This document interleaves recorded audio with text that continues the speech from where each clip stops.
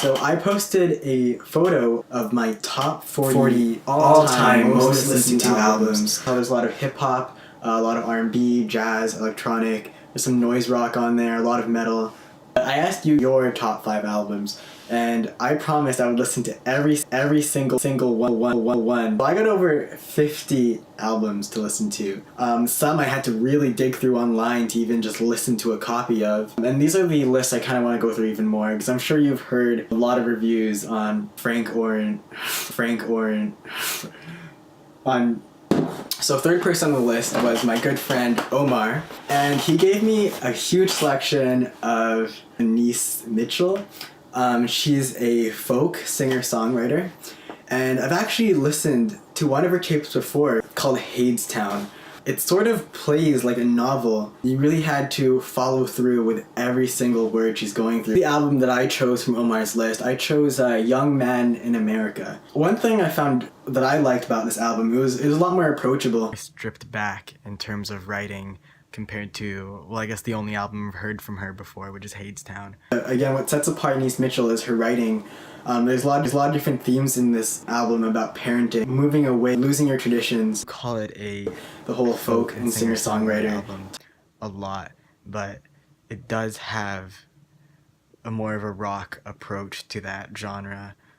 Even an alt-rock with some songs. This blend of genres sort of just proves that Anais Mitchell is versatile enough in her writing and confident enough in her performances that she could hop on a really big and cinematic song like the first track, Wilderland, but she could also get on songs like the third track, Coming Down, which is literally just a piano in the background. So definitely give this one a listen. It's not gonna hype you up, but it's good writing. So this next list comes from VOROKKU. He is a Seattle-based producer, a funk, soul, groove, instrumental beats, but he also sings over them. Very hard to describe, but I'll let you guys check it out. But I'm going to talk about Secret Agent by Chick Corea. I hear at least a derivative in the music that VOROKKU makes today. When I first listened to this, I would have never guessed it was made in 1978. Okay, so I just listened to the album again for the 100th time, and I'm so glad I ran into this album. The first track, Golden Dawn, has so much groove, so much energy, it has such a slow build up, then the synths come in, and then the trumpets come in, and by the end of the tracks where we get the full horn sections coming in, a full and exciting sound that really gets you ready for the album. And then it goes right into track 2 called Slinky. And then we're back to smoother jazz, and you got the flute melodies. And there's something super nostalgic about Hot Noon Blues that, again, I've never heard, but it definitely sounds like a classic. So before I move on from this list, I just want to say I really loved Blow Away Your Troubles by Cleaners from Venus. I didn't want this video to be too long, so I'm just going to leave a link in the description if you want to check it out. I was really disappointed because the only version I found of it on Apple Music has to be the worst mastered version of it, but nonetheless I still really enjoyed it. I'll leave a link. Going to the next list, this one was from MARC. So the album I chose for is called Sad For You. I didn't really like it. It's really hard to describe this sound. I would say it's sort of like SZA music. If SZA went super mainstream pop, this is what she'd be making. But it felt like the same song over and over and over. The way this entire thing is mixed is it sounds like you got the artist right up against your ears, and then you have the band sort of just 10 feet away, and there's all these layers of fog in between it, which would be fine if the writing and the singing wasn't so boring. And there's really nothing about the vocal performance, lyricism that really pulls you forward. And after about the third song, and it's only a 25-minute album, I just felt like turning it off. I felt like I was definitely a little too harsh on this one. It's her first tape, and I think Sad For You is a great single, but it was just definitely really hard to keep your attention for the full 25 minutes.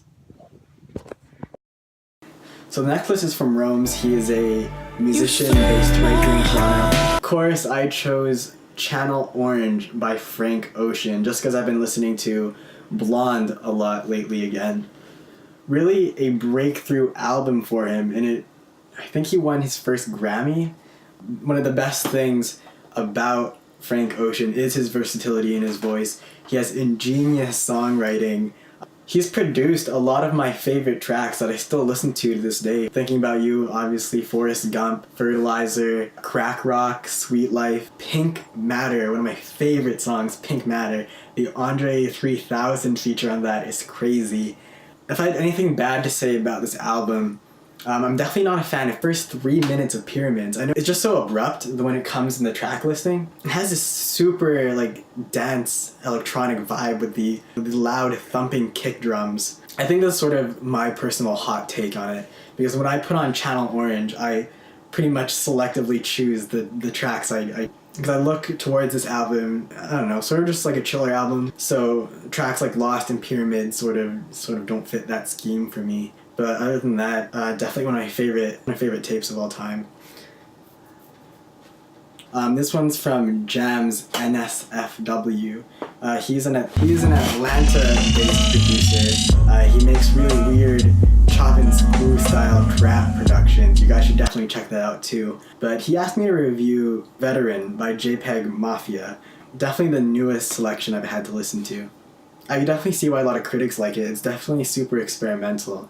And if I could appreciate the forward thinking of the sounds and the fact that this album just sounds so new, I think in the drive to really innovate and push these new sounds, these experimental sounds, it sort of loses on how relatable this tape is.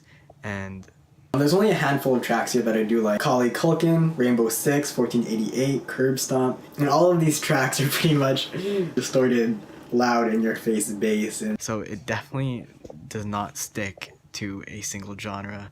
You have some tracks like DD Form 214 and Thug Tears, which have this really weird, almost like a punk R&B vibe.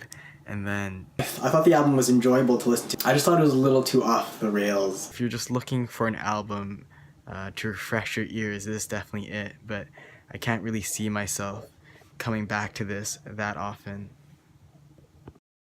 Definitely subscribe if you're into music. I'm a producer myself, so expect a lot of music production videos, some music reviews, blog post reduxes, learning the piano as an adult, things like that. And shout out to Aaron. I know I told you on Twitter I'd do the Led Zeppelin review, and I did, but something about the recording messed up, and I decided to just take it out instead of trying to fix it. But